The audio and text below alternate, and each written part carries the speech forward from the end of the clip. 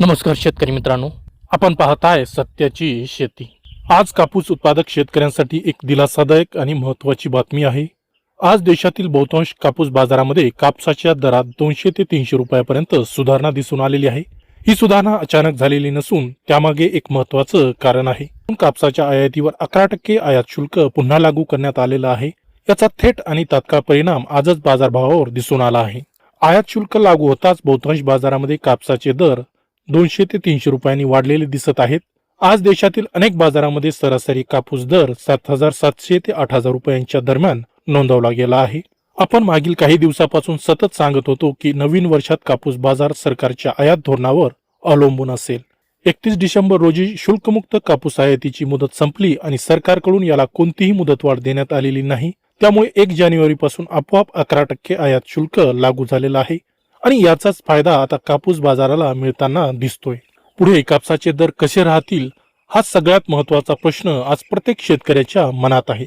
अभ्यासकांच्या मते 11% आयात शुल्क लागू झाल्यानंतर कापसाचे दर थेट 11% वाढतील असं नाही, पण किमान 8 ते 9% पर्यंत वाढ होण्याची शक्यता नक्कीच आहे। डिसेंबर अखेरीस सरासरी बाजारभाव 7,400 ते 7,600 रुपये पर्यंत होता। त्यामुळे जानेवारी महिन्यात 300 ते 400 रुपयांची आणखी सुधारणा होऊ शकते असा अंदाज तज्ज्ञांनी व्यक्त केला आहे। एकीकडे सीसीआयची खरेदी जोरात सुरू आहे। आतापर्यंत सीसीआयने जवळपास 62 लाख गाठी कापूस खरेदी केलेले आहे। दररोज 2 ते 2.25 लाख गाठी कापूस बाजारात येतोय आणि त्यापैकी 1 लाखाहून अधिक गाठी सीसीआय खरेदी करत आहे। यामुळे खुल्या बाजारात कापूस उपलब्धता आधीच कमी आहे।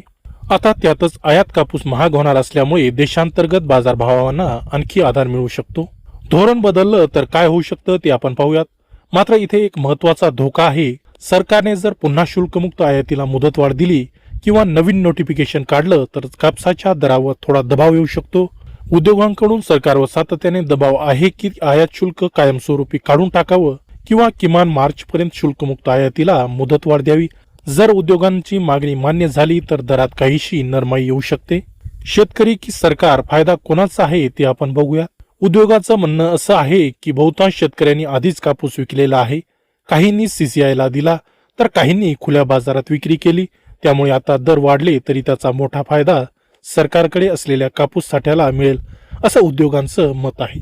कारण सीसीआय कडेच सगळ्यात मोठा कापसाचा साठा आहे आणि पुढे सीसीआय हा कापूस बाजारात विकणारच आहे। सध्याच्या परिस्थितीत 11% आयात शुल्क लागू राहिलं, सीसीआयची खरेदी अशीच सुरू राहिली आणि सरकारने धोरण बदललं नाही तर जानेवारी महिन्यातच कापूस दर हमी भावाच्या पुढे जाण्याची पूर्ण शक्यता आहे। पुढील काही दिवसात सरकार काय निर्णय घेते याकडे सगळ्यांचं लक्ष लागलेलं आहे।